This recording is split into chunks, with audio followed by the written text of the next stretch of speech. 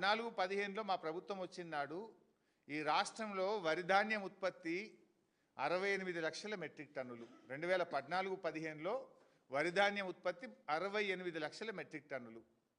2022-23 సంవత్సరంలో 2,70,00,000 మెట్రిక్ టన్నుల వరి ధాన్యం ఉత్పత్తి అయింది. ఏమన్నా మంత్రం వేస్తేనో మాయం వేస్తే వస్తుందా? ఉచిత కరెంట్ ఇచ్చినాము, మిషన్ కాకతీయలో చెరువులు బాగు చేసినాము, పెద్ద ఎత్తున చెక్ డ్యాంలు నిర్మించినాము, మహబూబ్ నగర్లో పెండింగ్ ప్రాజెక్టులు పూర్తి చేసినాము, భక్త రామదాస్ ప్రాజెక్టు కట్టినాము, అదేవిధంగా ఎస్ఆర్ఎస్పి స్టేజ్ 2 పనులు పూర్తి చేసినాము, ఎస్ఆర్ఎస్పి స్టేజ్ 1 మోడర్నైజేషన్ చేసినాము, కాళేశ్వరంలో ఎన్నో రిజర్వాయర్లు నిర్మించినాము.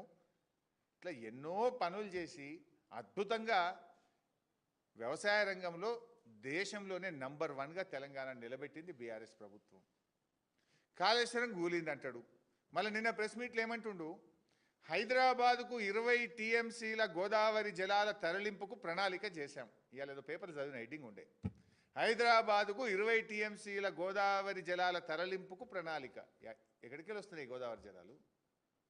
మల్లన్న సాగర్ నుంచి మూసీకి 20 టీఎంసీలు తెస్తాను. మల్లన్న సాగర్ ఎవరు కట్టిర్రు? కాళేశ్వరంలో అంత భాగం కాదా? మల్లన్న సాగర్ కట్టింది కేసీఆర్ కాదా? ఏడికెళ్ళి వస్తుంది మరి? కాళేశ్వరం కూలితే నువ్వు 7,000 కోట్లతోని మల్లన్న సాగర్కి వెళ్ళి హైదరాబాద్కు నీళ్ళు ఎట్లా తెస్తున్నావు? మల్లన్న సాగర్ కట్టింది కేసీఆర్ కాదా? అంత మాయామచ్చింద్రం చేసి నోరుంది కదా అని నోటికి వచ్చినట్టు మాట్లాడితే ప్రజలు అంత అమాయకులు అనుకుంటున్నావా నువ్వేమన్నా? ఇప్పుడు కాళేశ్వరం అంటే ఏంది బైసాబ్? కాళేశ్వరం అంటే Medigadda barrage, Kannepalli pump house, Annaram barrage, Saraswati pump house, Sundilla barrage, Parvathi pump house, Nandimedaram reservoir, Nandimedaram pump house, Gayatri pump house, Rampur pump house, Rajeswarapet pump house,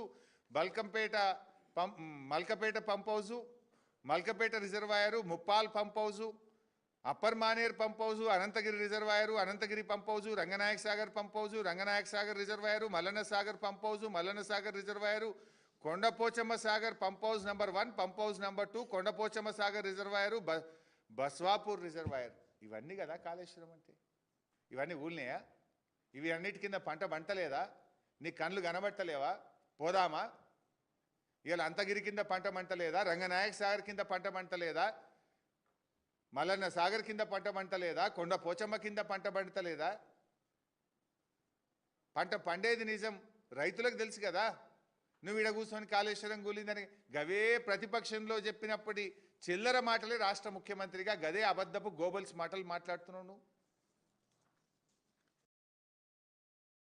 నిన్న ఇంకో మాట మాట్లాడిండు సెక్రటేరియట్ గురించి. సెక్రటేరియట్ అనేటువంటిది అంబేద్కర్ గారి స్ఫూర్తి దీపిక. అసలు అంబేద్కర్ పేరుంది నీకు ఇష్టం లేనట్టుంది, అందుకే సెక్రటేరియట్ పోతలేడినా. అంబేద్కర్ పేరు మీద ఉన్న సెక్రటేరియట్ పోవడానికి నీకు ఏం కష్టమవుతుంది? నెలకొక్క నడిపోతలేవు నువ్వు.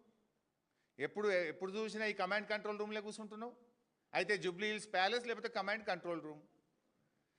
ఇలా నీకు తెలంగాణ సోయి లేదు, నీకు తెలంగాణ ఉద్యమంలో పాల్గొనలేదు. నువ్వు సచివాలయం ఎందుకు కట్టిండ్రో నీకు ఎప్పటికీ అర్థం కాదు. తెలంగాణ షాన్. ఇలా ఆ రోడ్డు మీద ఎవరు పోయినా ఫోటోలు దిగుతున్నారు కదా, సెల్ఫీలు దిగుతున్నారు కదా. తెలంగాణ ప్రజలు, వివిధ రాష్ట్రాల ప్రజలు ఎవరు వచ్చినా ఈ సెక్రటేరియట్ను చూసి అబ్బురపడి తెలంగాణ గౌరవం పెరిగింది, తెలంగాణ ప్రతిష్ట పెరిగే విధంగా కేసీఆర్ తెలంగాణ పరిపాలన సౌధాన్ని నిర్మించింది బీఆర్ఎస్ ప్రభుత్వం. ఆ సెక్రటేరియట్లో నువ్వు మొత్తం ఇజ్జద్దిస్తున్నావు. ఈ రాష్ట్ర చరిత్రలో, ఈ దేశ చరిత్రలో బిల్లులు రావడం లేదని కాంట్రాక్టర్లు ఫైనాన్స్ డిపార్ట్మెంట్ ముందు సెక్రటేరియట్లో ధర్నా చేసిన ఘనత రేవంత్ పాలనకి దక్కింది కదా. ఇవాళ ఆ బ్రోకర్లు మొత్తం పైరవికారులు 10%, 12%, 14% వశపడక కాంట్రాక్టర్లు ఫైనాన్స్ డిపార్ట్మెంట్ ముందు ధర్నా చేసింది కదా. రోషయ్య గారు లాంటి హేమీలు ఫైనాన్స్ మినిస్టర్గా పనిచేసిండ్రు. ఈ రాష్ట్ర చరిత్రలో ఉమ్మడి రాష్ట్రంలో కానీ తెలంగాణ రాష్ట్రంలో కానీ ఏనాడైనా ఫైనాన్స్ డిపార్ట్మెంట్ ముందు కాంట్రాక్టర్లు ధర్నా చేసిన చరిత్ర ఈ దేశంలో, ఈ రాష్ట్రంలో ఉందా? ఎవరు అడిగినా 12%, 30%, 20% గవర్నమెంట్ అంటారు. ప్రతిదానికి రేట్ పెట్టారు మీరు 12 to 30%. ఇంకా నువ్వు మాట్లాడతావు.